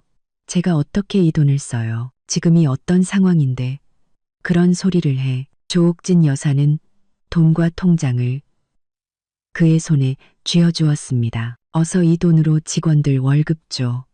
쟤들이 경찰에 신고하면 넌 감옥에 가야 하고 우리 집은 정말 끝장이야. 네가 무사하기만 하면 우리는 나중에 다시 돈을 모을 수 있어. 김도준은 손에 든 돈과 통장을 보며 마음이 아팠습니다. 이것이 그들 집안의 마지막 희망이라는 것을 알았습니다. 그는 서둘러 돈을 들고 밖으로 나가 문 앞에 모인 직원들에게 말했습니다. 여러분, 소란 그만 피우세요. 여기 1억 2천만 원 있습니다. 일단 이걸로 월급 일부를 지급하겠습니다. 나머지는 제가 최대한 빨리 마련해서 한 푼도 떼먹지 않고 다 드릴게요. 직원들은 서로를 쳐다보았고 왕 반장님이 나서서 말했습니다. 좋습니다. 이번 한 번만 더 믿어보죠. 지금 당장 월급 주세요. 만약 남은 월급도 안 주면 그때는 정말 신고할 겁니다. 김도준은 급히 고개를 끄덕이고 종이와 펜을 가져와 직원들을 줄 세워 각자의 월급 비율에 따라 돈을 나눠주었습니다. 1억 2천만 원은 금방 동났습니다. 비록 모두 월급의 절반 정도밖에 받지 못했지만 직원들도 김도준에게 더 이상 돈이 없다는 것을 알고 더는 소란을 피우지 않고 욕을 하며 떠났습니다. 직원들이 떠나는 뒷모습을 보며 김도준은 한숨을 돌렸지만 마음의 부담은 더 커졌습니다. 조옥진 여사의 노후 자금은 다 썼고 남은 월급은 아직 해결되지 않았습니다. 은행 대출 만기도 다가오고 집도 경매에 넘어갈 위기였습니다. 그는 정말 어떻게 해야 할지 몰랐습니다. 조옥진 여사가 다가와 그의 손에 든 텅 빈 가방을 보며 눈시울을 붉혔습니다. 아들아, 우리 노후 자금이 다 없어졌어. 우린 이제 어떡하니? 김도준이 그녀를 껴안으며 쉬어버린 목소리로 말했습니다. 어머니, 죄송해요. 다 제 잘못이에요. 제가 무능해서 어머니까지 고생시키네요. 조옥진 여사가 울며 말했습니다. 내 탓이 아니야. 다 그 박수아라는 년이랑 걔 엄마 때문이야. 걔네만 아니었으면 우리 집이 이렇게 되지는 않았을 텐데. 김도준은 아무 말도 하지 않고 그저 묵묵히 조옥진 여사를 껴안았습니다. 그는 속으로 잘 알고 있었습니다. 박수아와 윤석영 회장님이 아니었더라도 그들의 사업은 오래가지 못했을 거라는 것을요. 지난 몇 년간 그는 기존 거래처에만 의존하며 새로운 기술이나 사업 확장을 생각하지 않았습니다. 이미 시장의 변화에 뒤처지고 있었던 것이죠. 박수아와 윤석영 회장님은 그저 그들 집안이 망하는 속도를 앞당겼을 뿐입니다. 하지만 그는 조옥진 여사에게 이 말을 할 수 없었습니다. 그는 조옥진 여사가 지금 마음속에 증오만 가득하다는 것을 알고 있었습니다.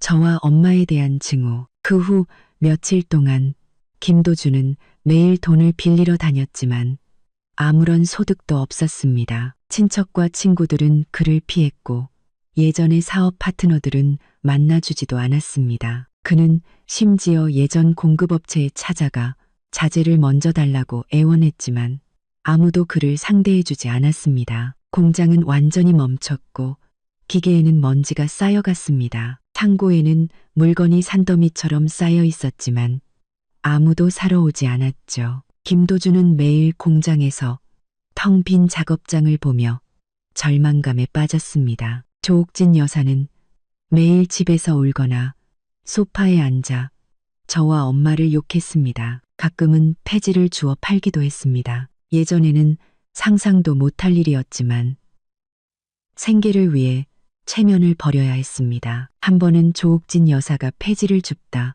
예전에 친하게 지내던 이웃 아주머니를 만났습니다. 그 아주머니는 예전에 그녀와 함께 광장 춤을 추고 집에 자주 놀러와 그녀의 아들이 능력 있다고 부러워하던 사람이었습니다. 하지만 지금 그 아주머니는 그녀의 손에 든 폐지 자루를 보고도 인사 없이 일부러 그녀를 피해갔습니다. 마치 그녀에게 엮이기 싫다는 듯이요. 조옥진 여사는 화가 나고 억울해서 집에 돌아와 김도준에게 하소연했습니다. 아들아, 저 사람들이 이제 나를 어떻게 대하는지 좀 봐.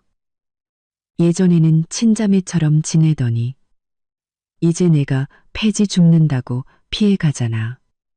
내가 돈 빌릴까봐 무서운 거지. 정말 너무들 한다.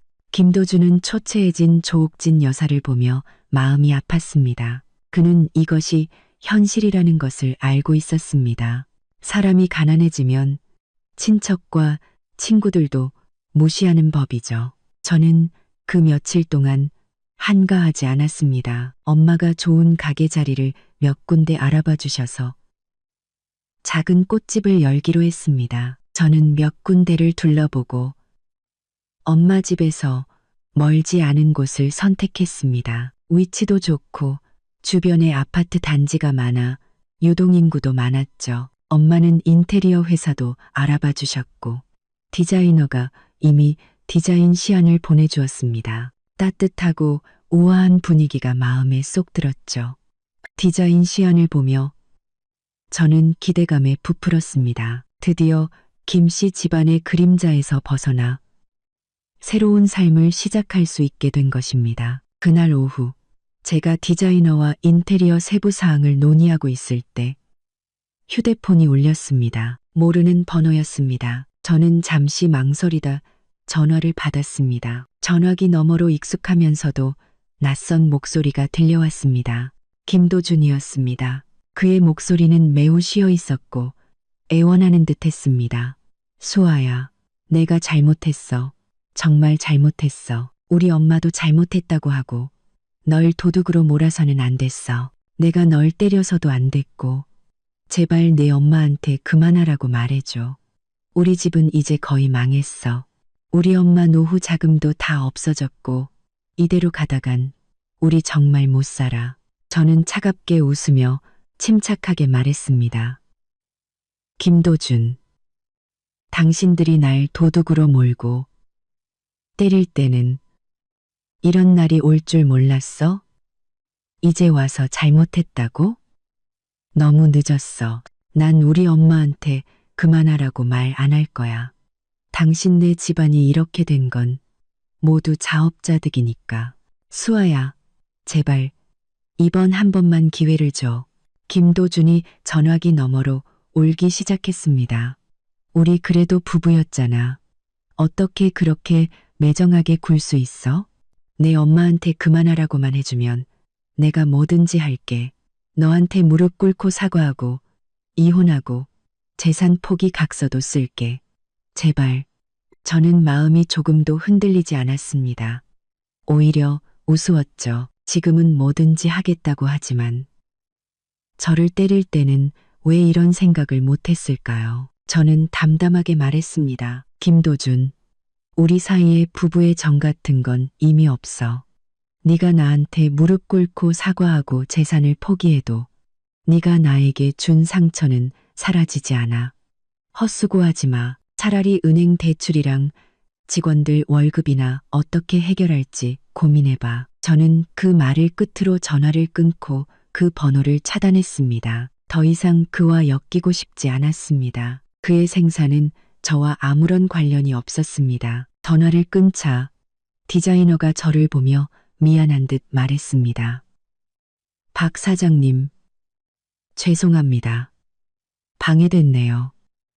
계속 인테리어 이야기할까요? 제가 웃으며 고개를 끄덕였습니다.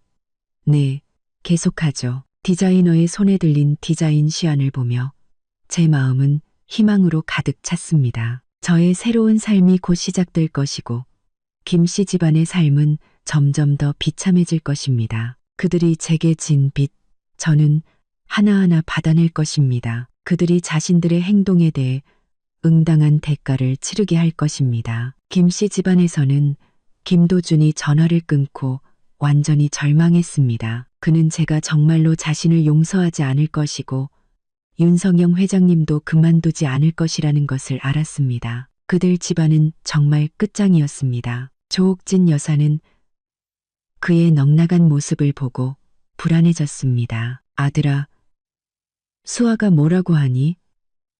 우리를 안 도와주겠대? 김도준이 고개를 끄덕였습니다. 목소리가 쉬어 있었죠. 네, 안 도와준대요. 우리 집안이 이렇게 된 건 자업자득이라고 윤 회장님한테 그만하라고 말 안 할 거래요. 조옥진 여사의 얼굴이 새하얗게 질렸습니다. 그녀는 소파에 주저앉아 중얼거렸습니다. 끝났어. 우리 집은 이제 정말 끝났어. 바로 그때 초인종이 울렸습니다. 김도준과 조옥진 여사는 서로를 쳐다보며 불길한 예감을 느꼈습니다. 김도준이 가서 문을 열자 문 앞에는 제복을 입은 경찰 2명과 은행 직원이 서 있었습니다. 한 경찰이 신분증을 보여주며 엄숙하게 말했습니다. 김도준 씨 맞으십니까? 은행에 신고를 받고 왔습니다. 기아는 5억의 대출금을 연체한 혐의가 있습니다. 저희와 함께 서로 가서 조사를 받으셔야겠습니다. 김도준은 당황해서 손을 저었습니다. 제가 일부러 안 갚은 게 아닙니다. 지금 돈이 없어서 그래요. 며칠만 더 시간을 주세요. 제가 꼭 돈을 마련할게요. 은행 직원이 차갑게 말했습니다. 김도준 씨, 저희는 이미 여러 번 기회를 드렸습니다. 귀하가 계속 대출금을 상환하지 않아 저희는 법적 조치를 취할 수밖에 없습니다. 그리고 귀하의 집은 이미 법원에 의해 압류되었고 다음 주에 경매에 들어갈 예정입니다. 속히 이사 준비를 하시기 바랍니다. 김도준은 경찰과 은행 직원을 보며 절망감에 바닥에 주저앉았습니다. 그는 이제 막대한 대출금뿐만 아니라 집까지 잃고 심지어 감옥에 갈 수도 있다는 것을 알았습니다. 조옥진 여사는 문 앞에 경찰을 보고 울음을 터뜨렸습니다. 경찰의 팔을 붙잡고 애원했죠. 경찰 아저씨, 제발 우리 아들 좀 용서해 주세요. 일부러 그런 게 아니에요. 돈이 없어서 그래요. 며칠만 더 시간을 주세요. 우리가 꼭 돈을 마련할게요. 경찰이 난처하게 말했습니다. 아주머니, 저희도 규정대로 하는 겁니다. 아드님과 함께 서로 가서 이야기하시죠. 경찰서에서 자세한 이야기를 듣겠습니다. 경찰은 그 말을 하며 김도준을 바닥에서 일으켜 세워 수갑을 채우고 아래층으로 데려갔습니다. 조옥진 여사는 울면서 뒤를 따랐지만 아무도 그녀를 상대해주지 않았습니다. 주변 이웃들은 소란을 듣고 고개를 내밀어 구경하며 수군거렸습니다. 조옥진 여사는 이웃들의 이상한 눈초리를 보며 창피하고 부끄러워 쥐구멍에라도 숨고 싶었습니다. 그녀는 그들 김씨 집안이 완전히 끝났다는 것을 알았습니다. 사업도 망하고 집도 없어지고 아들은 감옥에 가게 된 것입니다. 그리고 이 모든 것이 그녀가 박수아를 도둑으로 몰고 김도준이 박수아를 때렸기 때문이었습니다. 그녀는 후회했습니다. 정말로 후회했습니다. 만약 그녀가 박수아를 모함하지 않았다면, 만약 김도준이 박수아를 때리지 않았다면 그들 집안이 이 지경까지 되지는 않았을 겁니다. 하지만 이제 와서 후회해도 소용없었습니다. 모든 것을 되돌릴 수는 없었습니다. 제가 김도준이 경찰에 연행되었다는 소식을 들었을 때 저는 그저 담담하게 웃었습니다. 이것은 그들이 치러야 할 대가 중 하나일 뿐이었습니다. 앞으로 더 많은 고통이 그들을 기다리고 있을 것입니다. 저는 그들을 동정하지도 용서하지도 않을 것입니다. 왜냐하면 그들이 저에게 했던 짓은 이보다 훨씬 더 잔인했으니까요. 저는 창밖의 햇살을 보며 마음이 평온해졌습니다. 저의 새로운 삶이 곧 시작될 것이고 김씨 집안의 악몽은 이제 막 시작된 것입니다. 김도준이 경찰에 연행되었다는 소식은 다음 날 아침 박 기사님을 통해 들었습니다. 당시 저는 정원에서 엄마가 새로 키우는 비둘기 몇 마리에게 모이를 주고 있었죠. 박 기사님이 신문을 들고 다가와 사회면의 작은 구석을 가리켰습니다. 아가씨, 보세요. 김씨네 일이 신문에까지 났네요. 은행 대출금이랑 직원 월급을 떼먹어서 김도준이 경찰에 구속됐다고 합니다. 저는 신문을 받아 훑어보았습니다. 제목은 건축 자재 공장 사장 채무 불이행으로 구속, 파산 위기였습니다. 기사에는 그의 집이 법원에 의해 압류되어 곧 경매에 들어갈 예정이라는 내용도 있었습니다. 기사에는 저와 엄마의 이름이 언급되지 않았습니다. 아마 엄마가 특별히 부탁해서 이 일이 우리와 엮이지 않도록 한 것이겠죠. 저는 신문을 박 기사님에게 돌려주고 정원에서 날아다니는 비둘기를 보며 마음이 평온했습니다. 김도준이 이 지경까지 된 것은 모두 그가 자초한 일이었습니다. 누구를 탓할 수도 없었죠. 박 기사님이 한숨을 쉬며 말했습니다. 듣자 하니 조옥진, 그 여자가 어제 경찰서 앞에서 하루 종일 울면서 김도준을 풀어달라고 애원했다더군요. 하지만 경찰은 규정대로 할 수밖에 없다고 했대요. 증거 없이는 풀어줄 수 없다면서요. 나중에는 은행에 가서 사정했는데 거기서도 쫓겨났다고 하더라고요. 참 딱하게 됐습니다. 저는 박 기사님을 쳐다보며 담담하게 말했습니다. 불쌍한 사람에게는 다 그럴 만한 이유가 있는 법이에요. 예전에 저를 도둑으로 몰 때는 이런 날이 올 줄 몰랐겠죠. 이제 와서 불쌍한 척 해봤자 소용없어요. 박 기사님은 고개를 끄덕이고 다른 일을 하러 갔습니다. 저는 계속 비둘기에게 모이를 주며 어제 조옥진 여사의 모습을 상상했습니다. 분명히 초라하고 절망적이었겠죠. 하지만 저는 조금도 동정심이 들지 않았습니다. 오히려 이것이 그녀가 받아야 할 죗값의 시작일 뿐이라고 생각했죠.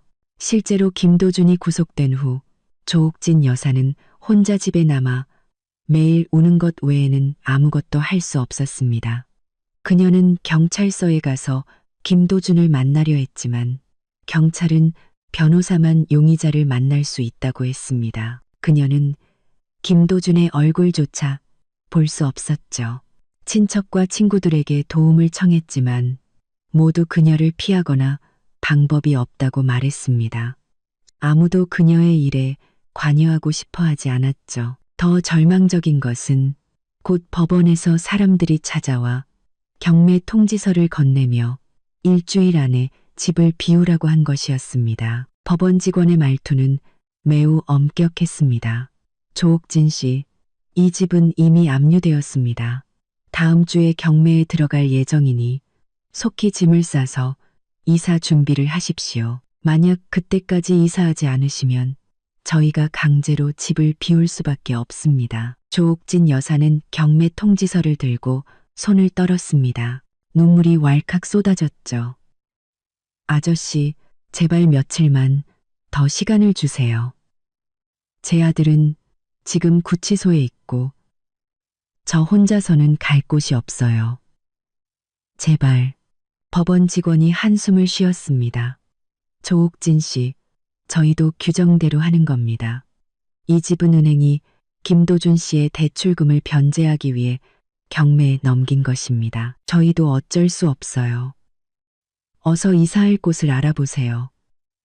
나중에 더 곤란해지지 않게요. 직원들이 떠나고 조옥진 여사는 바닥에 주저앉아 텅 빈 집을 보며 절망감에 빠졌습니다. 이 집은 그녀와 남편이 평생 일해서 장만한 집이었고 거의 30년을 살았습니다. 이제 그 집이 경매에 넘어가 그녀는 살 곳조차 잃게 된 것입니다. 그녀는 한참을 울다 천천히 일어나 짐을 싸기 시작했습니다. 집에는 값비싼 물건이 거의 없었고 대부분 낡은 가구와 옷뿐이었습니다. 그녀는 김도준의 어릴 적 사진, 남편과 함께 찍은 사진, 그리고 몇 가지 생활용품을 큰 여행 가방에 챙겼습니다. 나머지 물건은 버리거나 이웃에게 주었습니다. 이웃들은 그녀를 돕고 싶어 하지는 않았지만 그녀가 불쌍해서 그녀가 주는 물건을 받아주며 위로 몇 마디를 건넸습니다. 하지만 이런 위로는 조옥진 여사에게 아무런 도움이 되지 않았고 오히려 더 창피하게 만들었습니다. 어느 날 짐을 정리하다 그녀는 옷장 구석에서 작은 상자를 발견했습니다. 열어보니 그 안에는 그녀가 잃어버렸다고 주장했던 2천만 원이 들어있었습니다. 알고 보니 그녀가 낡은 속옷 주머니에 돈을 숨겨두고 잊어버렸던 것이죠. 상자 속 2천만 원을 보며 조옥진 여사는 울어야 할지 웃어야 할지 몰랐습니다. 그녀는 이 2천만 원 때문에 박수아를 도둑으로 몰았고 결국 김도준이 박수아를 때리게 만들었습니다. 그 결과 윤석영 회장님이 그들 집안의 사업을 망하게 하고 김도준은 구속되고 집은 경매에 넘어갔습니다. 이제 돈을 찾았지만 그들 집안은 이미 망했습니다. 이 2천만 원이 무슨 소용이 있겠습니까? 그녀는 상자를 껴안고 바닥에 앉아 한참을 울었습니다. 그녀는 후회했습니다. 만약 그녀가 그렇게 어리석지 않았다면, 만약 그녀가 잘 찾아봤더라면, 박수아를 모함하지 않았더라면 그들 집안이 이렇게 되지는 않았을 겁니다. 하지만 이제 와서 후회해도 소용없었습니다. 짐을 다 싸고 조옥진 여사는 갈 곳이 없었습니다. 시골로 돌아가고 싶었지만 시골집은 이미 팔았고 친척들도 그녀를 받아주지 않았습니다. 집을 구하고 싶었지만 손에는 2천만 원밖에 없었고 그 돈은 김도준의 변호사 비용으로 남겨둬야 했습니다. 결국 그녀는 공장 창고 구석에 낡은 매트리스를 깔고 임시로 머물렀습니다. 창고는 춥고 습했고 먼지와 거미줄로 가득했습니다. 밤에는 쥐가 돌아다니는 소리까지 들렸죠. 조옥진 여사는 평생 이렇게 험한 곳에서 자본 적이 없었습니다. 매일 밤 잠을 설쳤고 눈을 감으면 예전에 좋았던 시절이 떠올라 눈물이 흘렀습니다. 그녀는 매일 아침 경찰서 앞에 가서 혹시나 김도준을 만날 수 있을까 기다렸지만 매번 실망하고 돌아왔습니다. 은행 앞에 가서 집을 경매에 넘기지 말아달라고 애원했지만 은행 직원들은 만나주지도 않았죠. 한 번은 은행 앞에서 기다리다 예전에 함께 광장 춤을 추던 이웃 이씨 아주머니를 만났습니다. 이씨 아주머니는 그녀를 보고 깜짝 놀랐습니다. 옥진아, 너 왜 이 모양이야? 머리는 헝클어지고 옷은 더럽고 무슨 일 있었어? 조옥진 여사는 이씨 아주머니를 보자 눈물이 왈칵 쏟아졌습니다. 그녀는 집안 사정을 모두 털어놓았죠. 이씨 아주머니는 한숨을 쉬었습니다. 옥진아, 내가 뭐라고 할 말은 없지만 애초에 네가 수아를 도둑으로 몰아서는 안 됐어. 내가 본 수아는 착한 아이였는데 어떻게 내 돈을 훔쳤겠어. 이건 다 내가 자초한 일이야. 조옥진 여사는 고개를 숙이고 아무 말도 하지 못했습니다. 이씨 아주머니가 하는 말이 맞다는 것을 알고 있었지만 이제 와서 후회해도 소용없었습니다. 이씨 아주머니는 잠시 망설이다 주머니에서 10만 원을 꺼내 그녀의 손에 쥐어주었습니다. 옥진아, 나도 돈이 많지는 않지만 20만 원으로 맛있는 거라도 사 먹어. 몸 상하지 않게. 무슨 일 있으면 또 연락하고. 조옥진 여사는 돈을 받으며 더 서럽게 울었습니다. 언니, 고마워. 정말 고마워. 이씨 아주머니가 그녀의 어깨를 두드렸습니다. 우리 사이에 뭘. 어서 살 곳부터 알아보고 몸조리 잘해. 도준이 나오면 모자가 다시 잘 살아봐야지.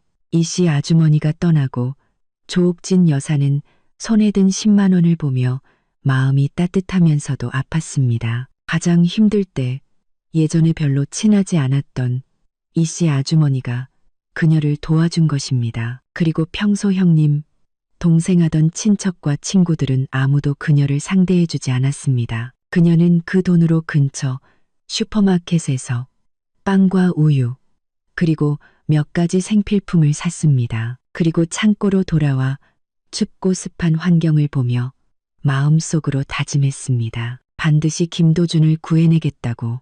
아무리 힘들고 어려워도 김도준과 함께 다시 잘 살아보겠다고. 하지만 그녀는 몰랐습니다.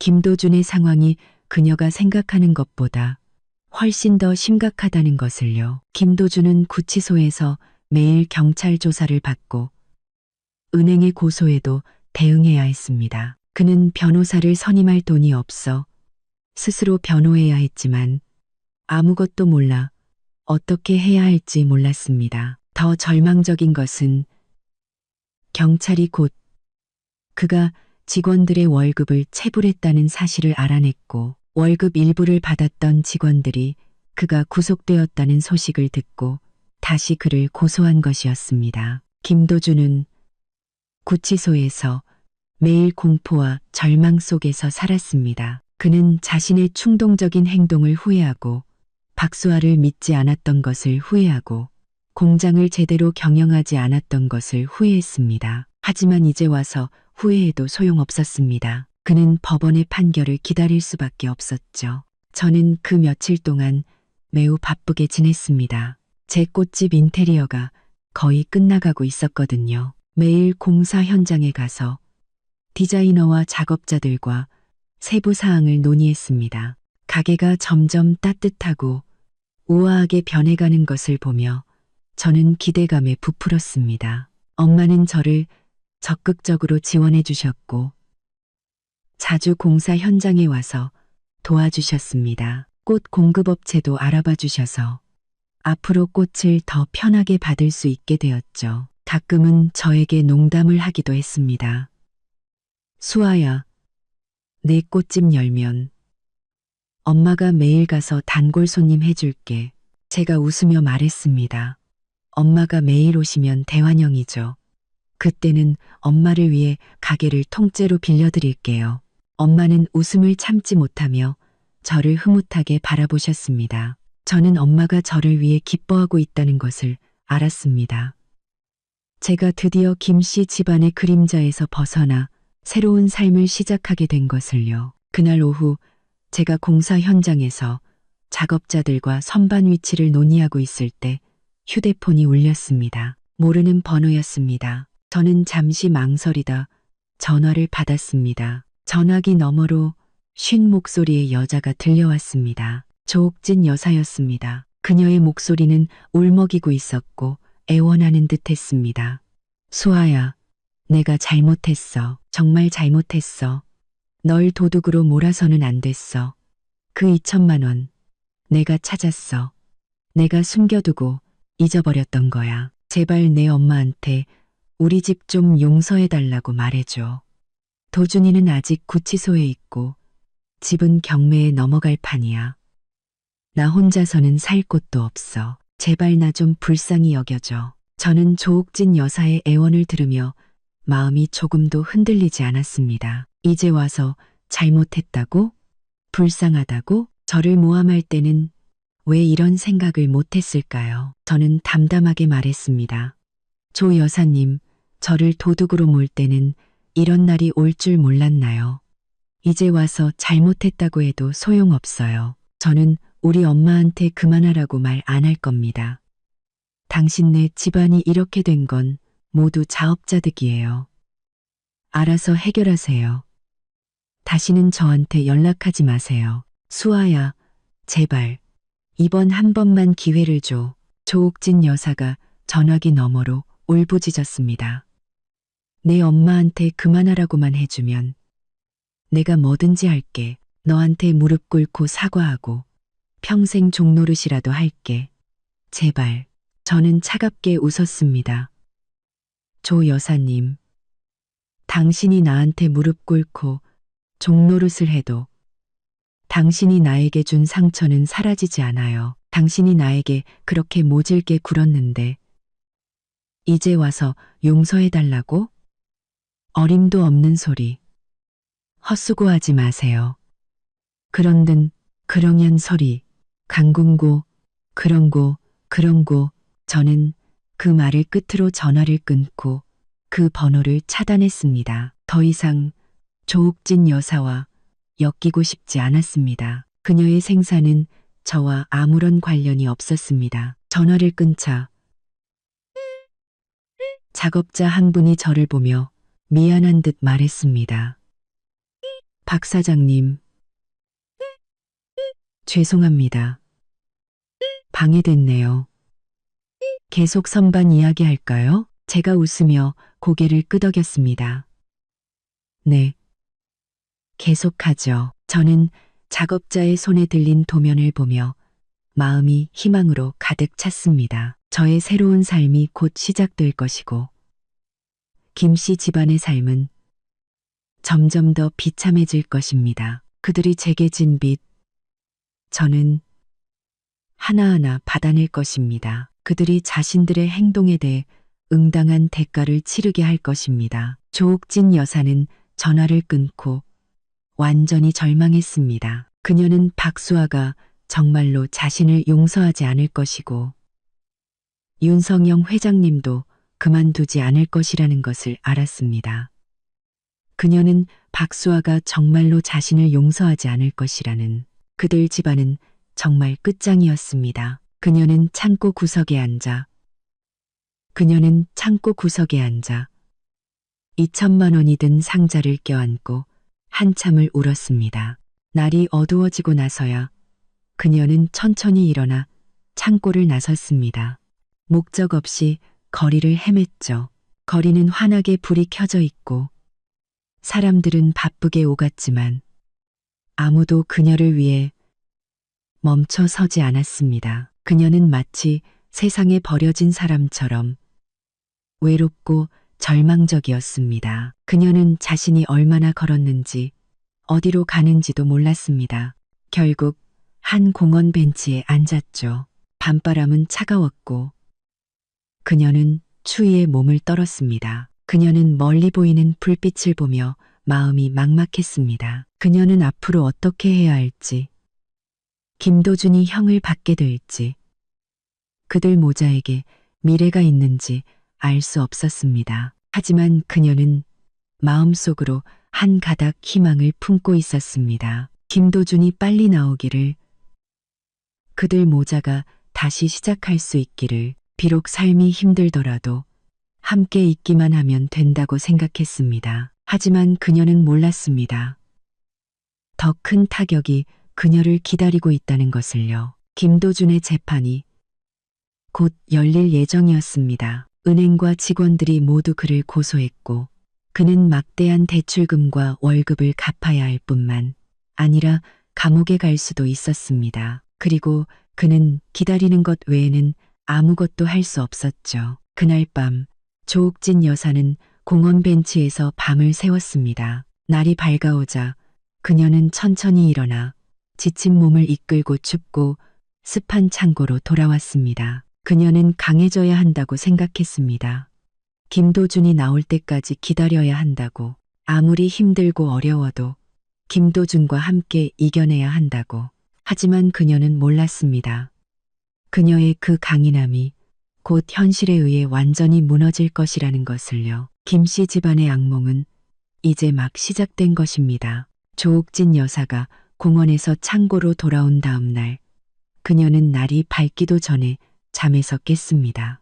춥고 습한 창고에서 낡은 속옷을 껴입고도 그녀는 온몸이 춥게 느껴졌죠. 주머니 속이시 아주머니가 준 10만 원을 만지며 그녀는 친척과 친구들에게 돈을 빌려 김도준의 변호사를 선임해야겠다고 생각했습니다. 그녀는 대충 씻고 그나마 깨끗한 옷으로 갈아입고 그 10만 원을 들고 밖으로 나섰습니다. 그녀가 가장 먼저 찾아간 곳은 김도준의 큰아버지 댁이었습니다. 큰아버지는 예전에 그들 집안과 관계가 나쁘지 않았고 김도준이 어릴 때 자주 식사를 하던 곳이었습니다. 조옥진 여사는 큰아버지가 그들을 도와줄 거라고 생각했죠. 하지만 큰어머니는 그녀를 보자마자 차갑게 대했고 큰아버지도 돈이 없다며 그녀를 내쫓았습니다. 그녀는 김도준의 이모 댁도 찾아갔지만 이모는 아들 결혼 자금이 부족하다며 5만 원을 쥐어주고는 그녀를 쫓아냈습니다. 그녀는 일주일 동안 온갖 친척과 친구들을 찾아다녔지만 겨우 20만 원밖에 빌리지 못했습니다. 평범한 변호사의 선임금조차 마련하지 못한 것이죠. 그녀는 길가에 앉아 울다가 작은 식당에 가서 국수 한 그릇을 사 먹고 빵과 김치를 사서 창고로 돌아왔습니다. 그리고 구치소에 전화를 걸어 김도준에게 옷과 영치금을 넣어주었습니다. 그날 밤 그녀의 휴대폰으로 모르는 번호의 전화가 걸려왔습니다. 자신을 김도준의 변호사라고 소개한 장 변호사는 윤석영 회장님의 의뢰를 받아 김도준의 사건을 맡게 되었다고 말했습니다. 윤 회장님이 김도준의 인생이 망가지는 것을 원치 않아 형량을 줄여주기 위해 자신을 선임했다고 했습니다. 조옥진 여사는 그 말을 듣고 윤석영 회장님에 대한 감사함과 자신에 대한 죄책감에 눈물을 흘렸습니다. 장 변호사는 또한 윤 회장님이 김도준의 대출금과 월급 일부를 대신 갚아주었고 나머지는 그들이 천천히 갚으면 된다고 전해주었습니다. 조옥진 여사는 전화를 끊고 창고에서 한참을 울었습니다. 가장 힘들 때 그녀가 모함했던 박수아의 엄마가 그녀에게 도움의 손길을 내민 것입니다. 그녀는 후회했습니다. 만약 그녀가 그렇게 어리석지 않았다면 그들 집안이 이 지경까지 되지는 않았을 겁니다. 그녀는 창고에 있는 고철을 팔아 3만 원을 벌고 그 돈으로 카네이션한 다발을 샀습니다. 재판날 윤석영 회장님에게 감사의 마음을 전하고 싶었기 때문이죠. 저는 그 며칠 동안 점점 더 바쁘게 지냈습니다. 제 꽃집 인테리어가 거의 끝나가고 있었거든요. 엄마가 소개해준 꽃 공급업체에서 첫 번째 꽃이 들어왔고 저는 새로 뽑은 직원 민지 씨와 함께 꽃을 진열하며 가게를 꾸몄습니다. 엄마는 자주 가게에 들러 저를 도와주셨고 제 새로운 시작을 진심으로 응원해 주셨습니다. 어느 날 엄마와 함께 식사를 하다가 엄마가 김도준의 변호사를 선임해주고 빚 일부를 갚아주었다는 이야기를 들었습니다. 저는 엄마의 결정에 반대하지 않았습니다. 그들이 죗값을 치르는 것은 마땅하지만 인생이 완전히 망가지는 것은 원치 않았기 때문이죠. 엄마는 김도준이 아직 젊으니 다시 시작할 기회를 주는 것이라고 하셨습니다. 저는 엄마의 말에 동의했습니다. 저는 더 이상 그들을 미워하지 않았습니다. 그저 불쌍하게 여길 뿐이었죠. 저는 이제 제 사업과 엄마, 그리고 새로운 삶에 집중하기로 했습니다. 곧 김도준의 재판날이 되었습니다. 조옥진 여사는 아침 일찍 일어나 그나마 깨끗한 옷으로 갈아입고 카네이션 한 다발을 들고 법원으로 갔습니다. 법원에서 장 변호사를 만나 방청석에 앉아 재판을 지켜보았죠. 그녀는 법정에서 초췌해진 김도준의 모습을 보고 눈물을 흘렸습니다. 장 변호사는 김도준이 고의로 채무를 불이행한 것이 아니며 이미 일부를 변제하고 반성하고 있다고 변호했습니다. 결국 법원은 김도준에게 징역 6개월에 집행유예 1년을 선고했습니다. 조옥진 여사는 그 판결을 듣고 안도의 한숨을 내쉬었습니다. 재판이 끝나고 장 변호사는 그녀에게 김도준이 환심치간 동안 보호관찰을 받아야 하며 남은 빚은 윤성영 회장님이 도와주겠지만 그들도 노력해서 갚아야 한다고 말해주었습니다. 조옥진 여사는 장 변호사에게 거듭 감사 인사를 전하고 윤석경 회장님을 찾아 카네이션을 전하려 했지만 그녀를 만날 수 없었습니다. 그녀는 결국 법원 앞 화단에 꽃을 두고 마음속으로 감사 인사를 전했습니다. 그리고 그녀는 다짐했습니다. 앞으로 김도준과 함께 열심히 일해서 윤성영 회장님에게 진 빚을 갚고 박수아에게도 용서를 구하겠다고. 비록 박수아가 용서해주지 않더라도 그들은 행동으로 자신들이 반성하고 있다는 것을 보여주어야 한다고 생각했습니다. 제가 김도준의 판결 결과를 들었을 때 저는 그저 담담하게 웃었습니다. 이것이 그에게는 최선의 결과라는 것을 알고 있었죠. 엄마가 그들에게 다시 시작할 기회를 준 셈입니다. 앞으로의 삶은 그들 스스로가 만들어가야 할 것입니다. 일주일 뒤 제 꽃집이 순조롭게 문을 열었습니다. 개업날 엄마가 많은 친구분들을 모시고 와서 가게는 사람들로 붐볐고 장사도 잘 되었습니다. 저는 가게에 오가는 손님들과 활짝 핀 꽃들을 보며 행복감에 젖었습니다. 저의 새로운 삶이 드디어 시작된 것입니다. 과거의 아픔은 모두 지나갔습니다. 제 꽃집은 개업 후 날마다 장사가 더 잘 되었습니다.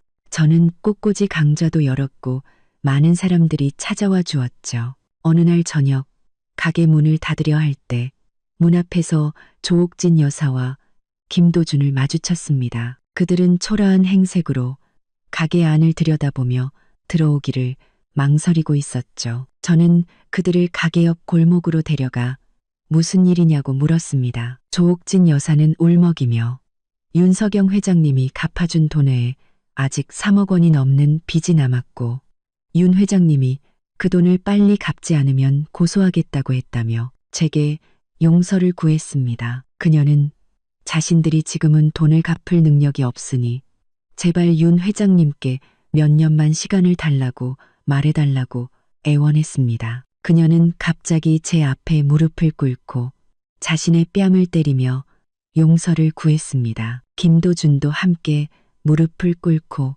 제게 절을 하려 했습니다. 저는 그들의 행동에 조금도 동정심이 들지 않았습니다. 그저 그들에게 말했습니다. 당신들이 저지른 일에 대한 대가를 치르는 것뿐이에요.